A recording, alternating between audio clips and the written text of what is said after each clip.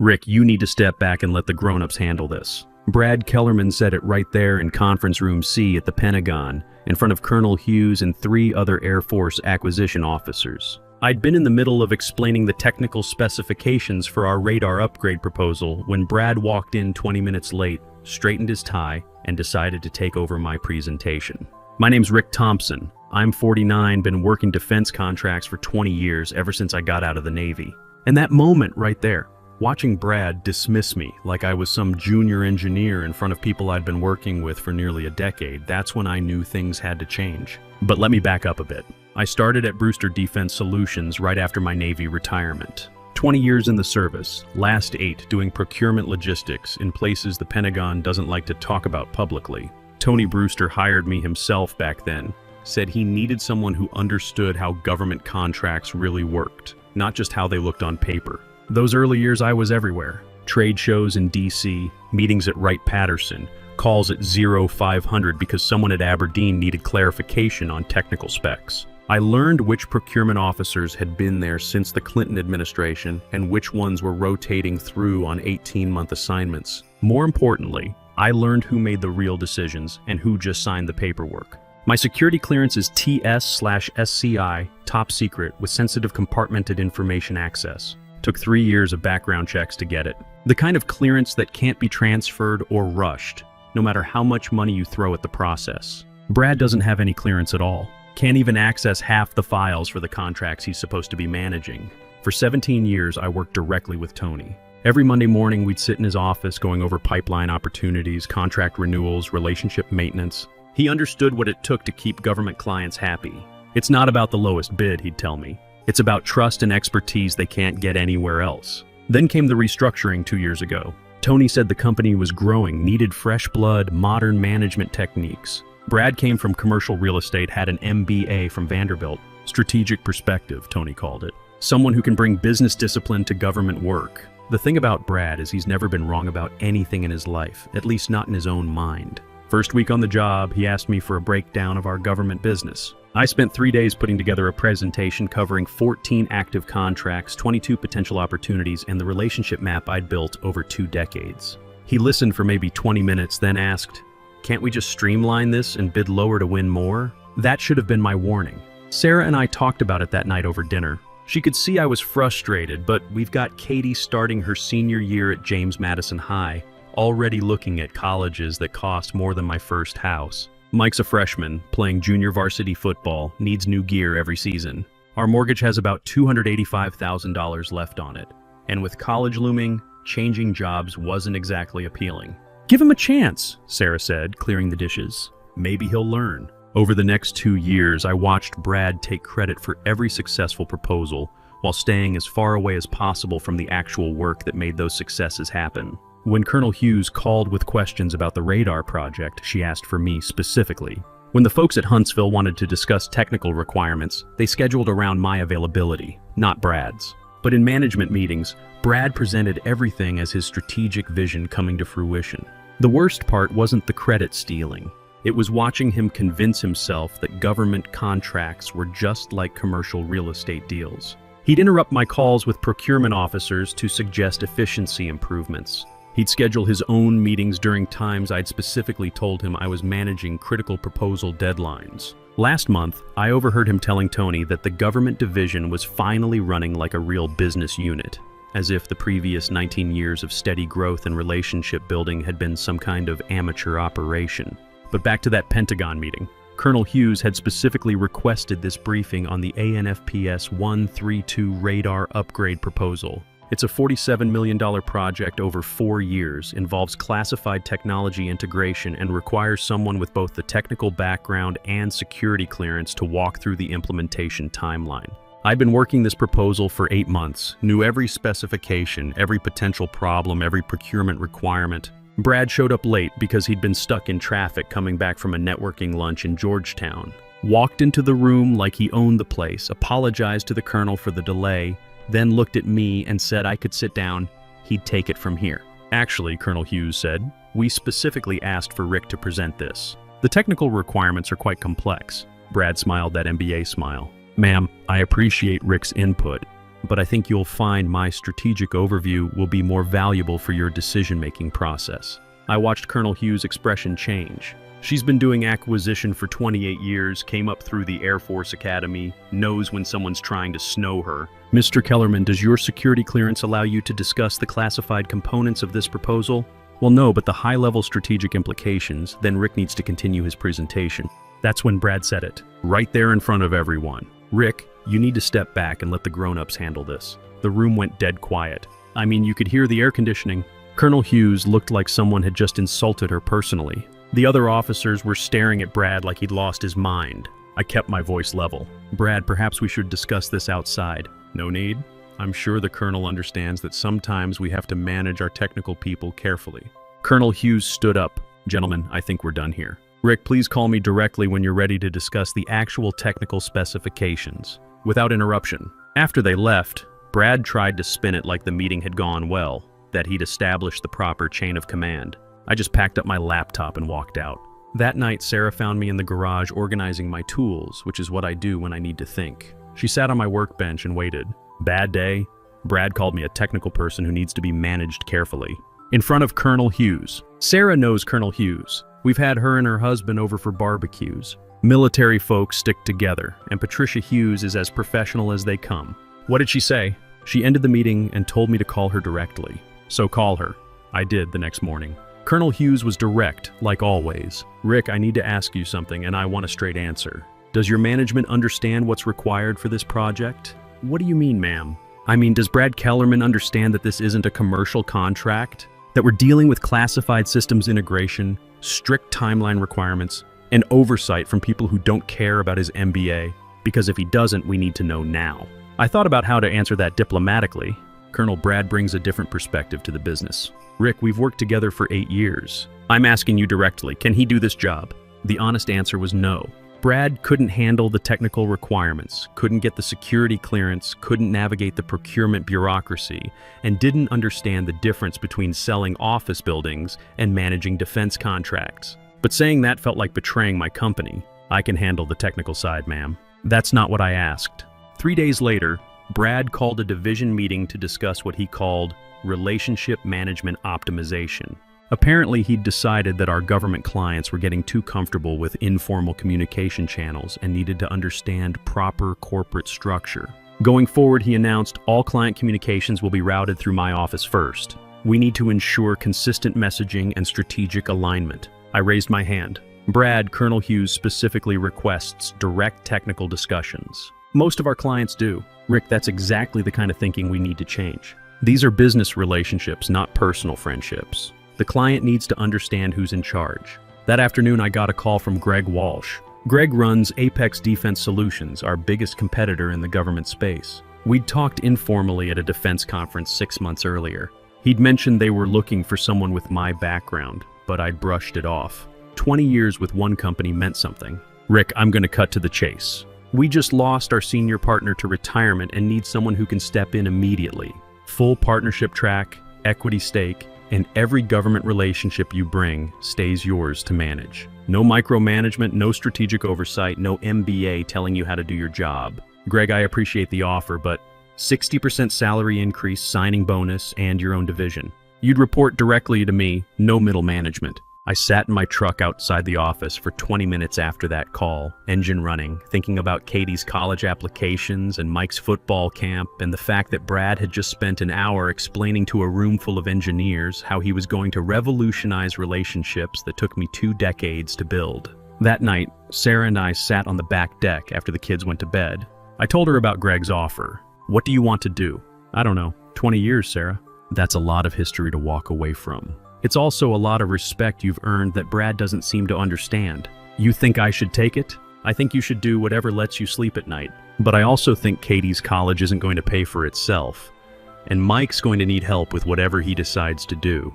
If Brad doesn't value what you bring, maybe it's time to find someone who does. The decision point came the following Monday. Brad had scheduled a meeting with Tony to discuss optimizing our government division efficiency. He wanted to consolidate all client relationships under his direct management, establish standardized communication protocols, and bring in outside consultants to modernize our approach. I listened to him present this plan for 30 minutes. Tony nodded along, asked a few questions about implementation timelines, seemed generally supportive of Brad's initiative. "Rick," Tony said finally, "what's your take on this?" I looked at Brad, sitting there with his PowerPoint presentation and his consultant recommendations and his complete lack of understanding about what made our government business work. "Tony, can I ask you something? Do you know why Colonel Hughes specifically requests me for technical briefings? Because you're good at your job. It's because over 8 years, I've learned exactly how she likes information presented, what level of detail she needs, which technical issues matter most to her specific programs. When she calls with a question, I know whether she needs a 2-minute answer or a 2-hour briefing.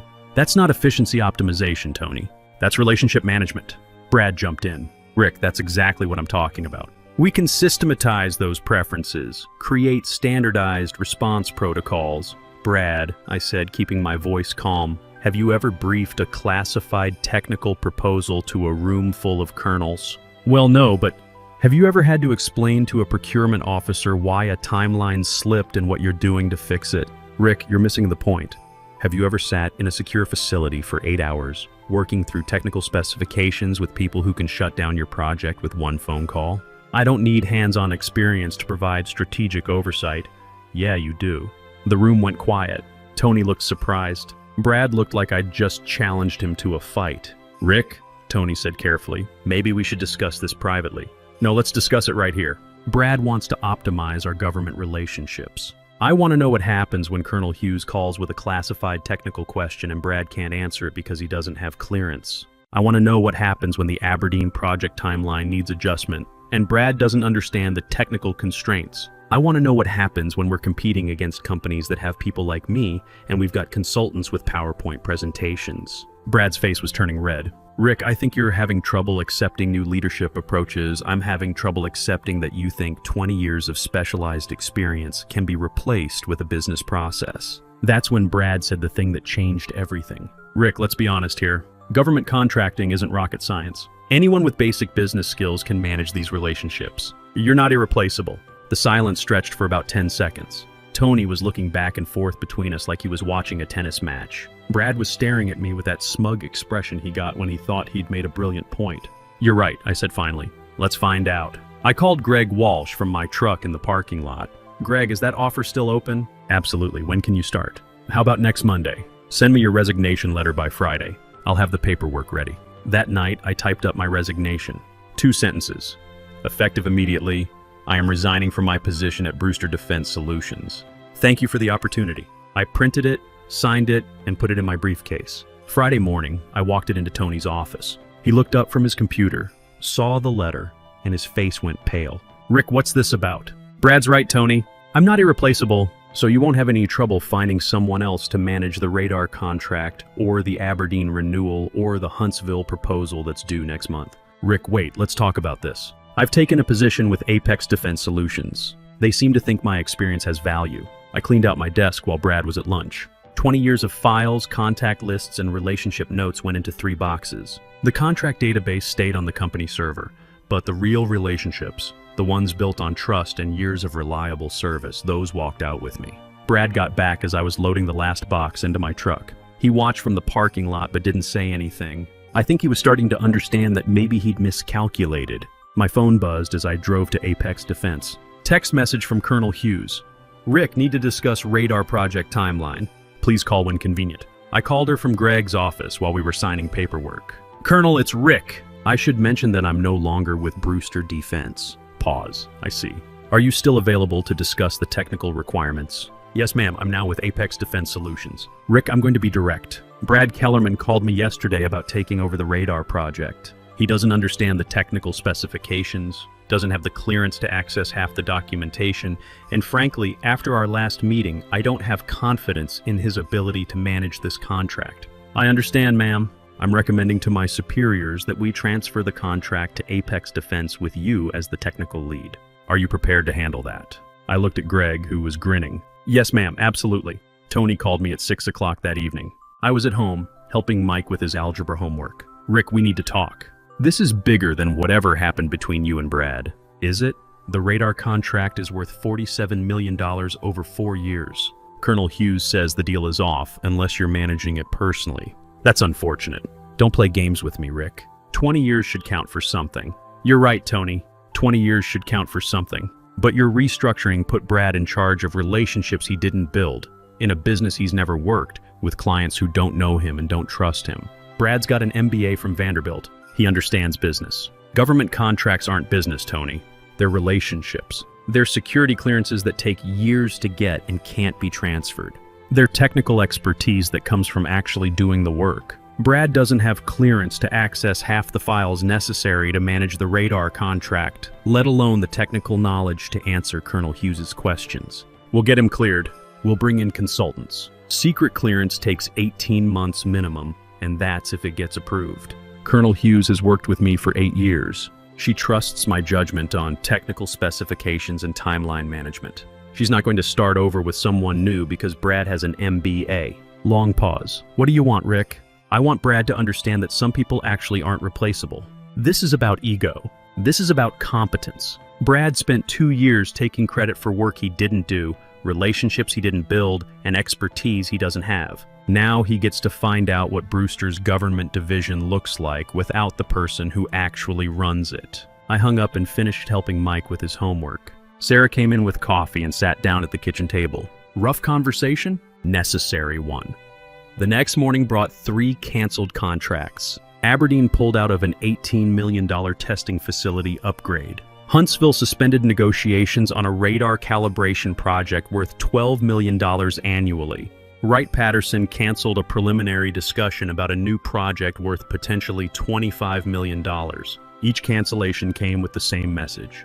Primary contractor relationship terminated. Greg called me into his office at 10 o'clock. Rick, I've got to ask. Did you know this would happen?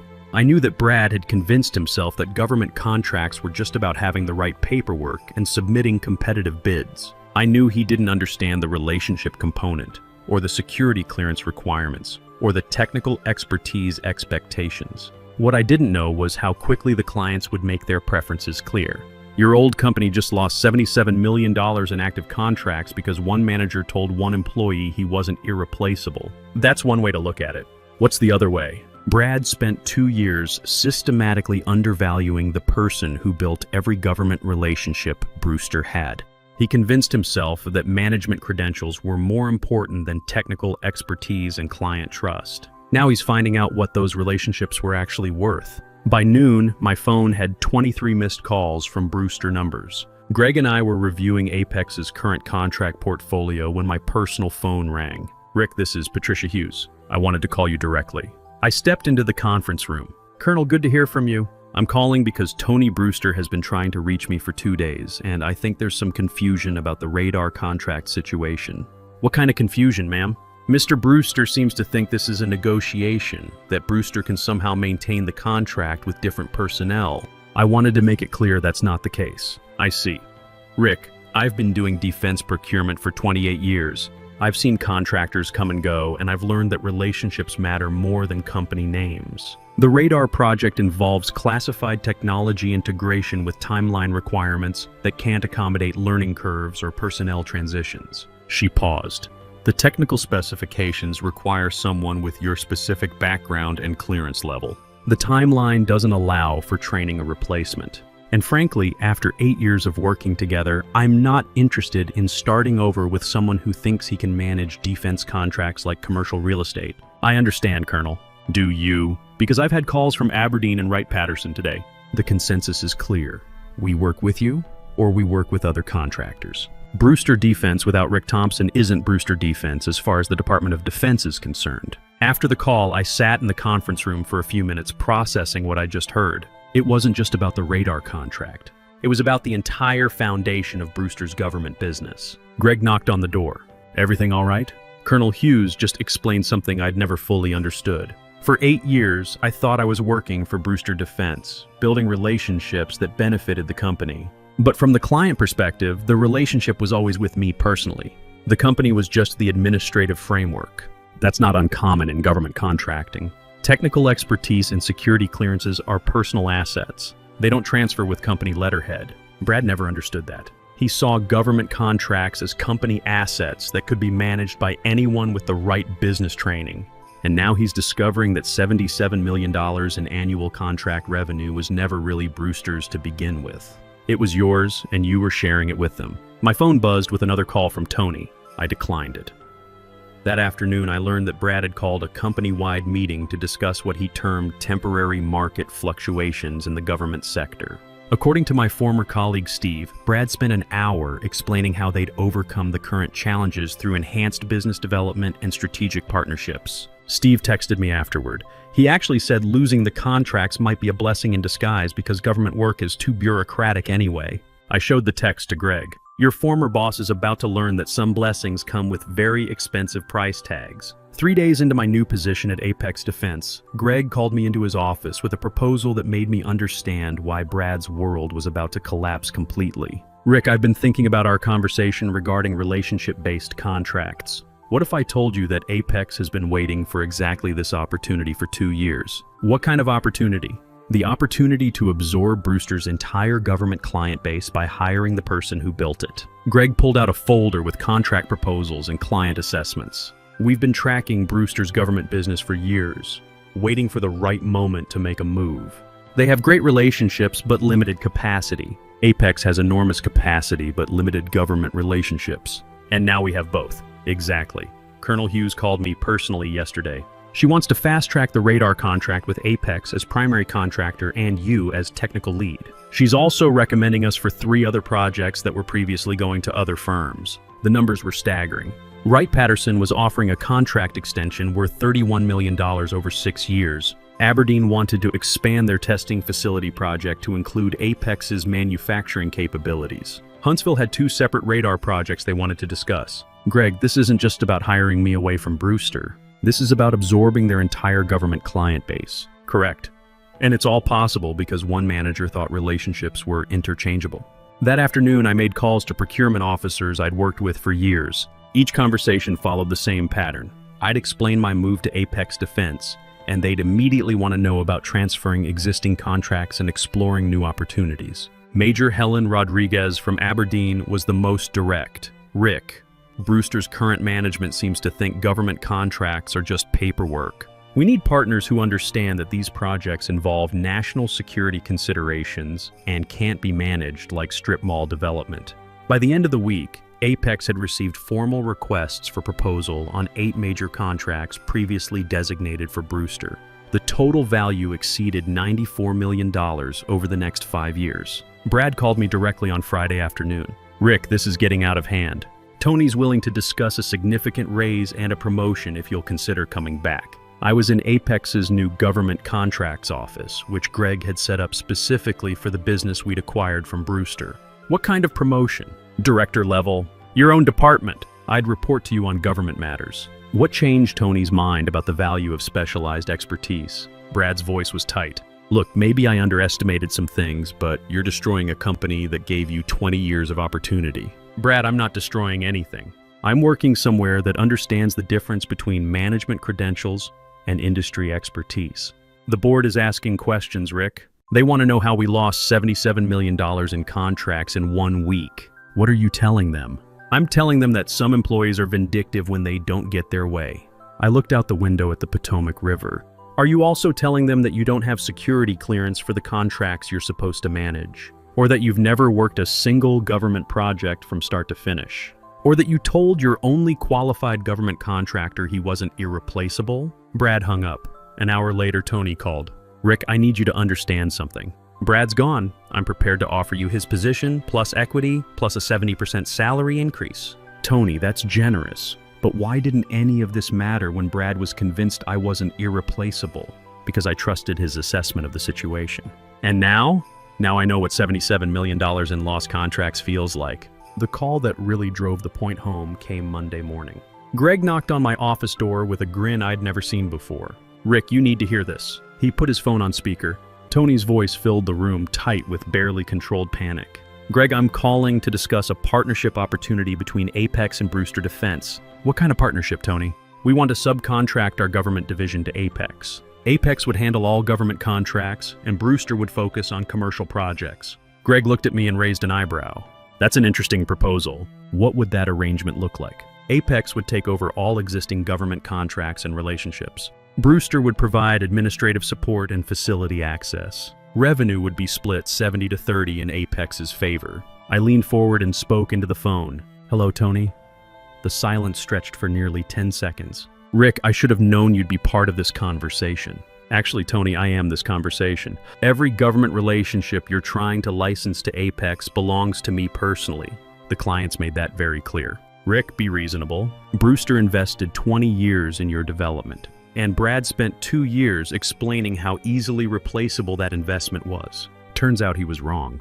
Greg took over. "Tony, here's our counteroffer. Apex Defense will consider acquiring Brewster's government division assets, office space, equipment, and administrative staff for fair market value.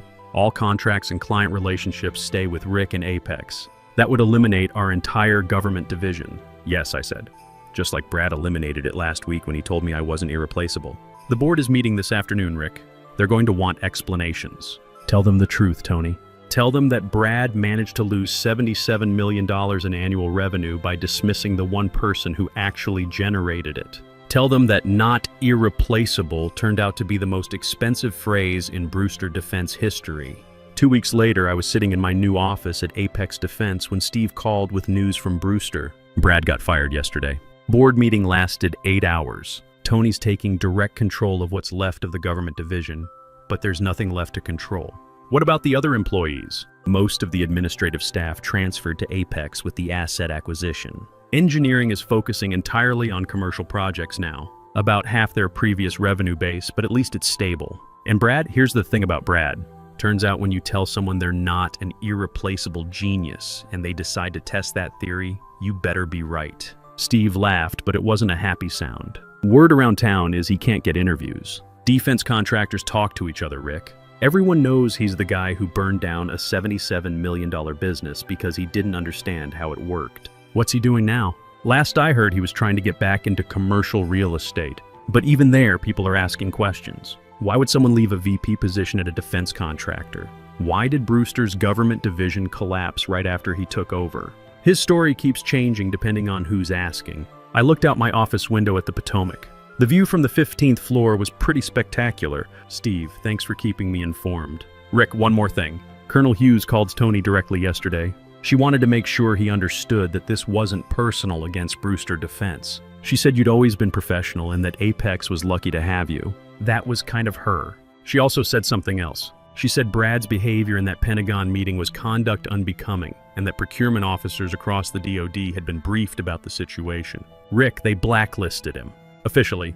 Guy's never working government contracts again." After the call, I sat quietly for a few minutes thinking about how things change. 3 weeks ago, Brad was convinced that MBA credentials and management theory were more valuable than 20 years of relationship building and technical expertise. Now he knows the difference. I started reviewing the radar contract specifications. Colonel Hughes wanted to accelerate the timeline, and we had the resources to deliver ahead of schedule. It felt good to be working with people who understood that some relationships, some expertise, some experience really can't be replaced by a business process or a PowerPoint presentation. Sometimes the most valuable lesson is learning that respect earned through competence and dedication always outlasts the authority that comes from a corner office and an expensive degree. Brad learned that lesson the hard way. As for me, I learned something too. After 20 years of building something valuable, it's okay to take it with you when you go.